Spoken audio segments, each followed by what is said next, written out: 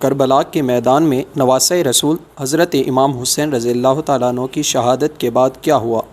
یزید کا انجام کیا ہوا؟ کیا وہ اپنی زندگی میں سکون حاصل کر سکا یا تاریخ نے اس کے لیے کچھ اور ہی لکھ رکھا تھا؟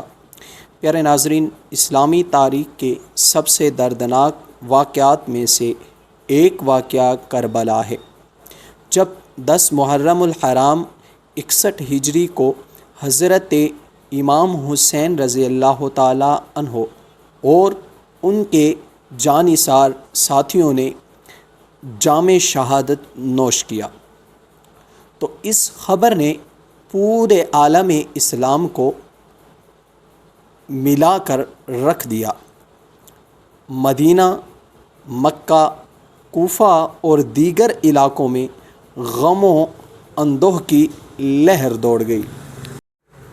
حضرت امام حسین رضی اللہ تعالیٰ عنہ رسول اللہ صلی اللہ علیہ وآلہ وسلم کے نواسے تھے، اسی لیے ان کی شہادت نے مسلمانوں کے دلوں کو شدید صدمہ پہنچایا۔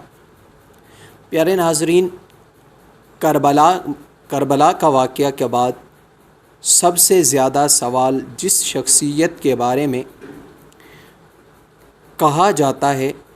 کیا جاتا ہے وہ یزید ہے۔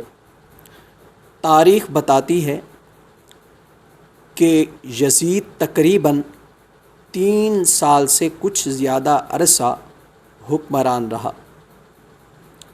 پیارے ناظرین، اس کے دور حکومت میں کئی بڑے اور ہولناک واقعات پیش آئے۔ کربلا کے بعد مدینہ منورہ میں شدید بے چینی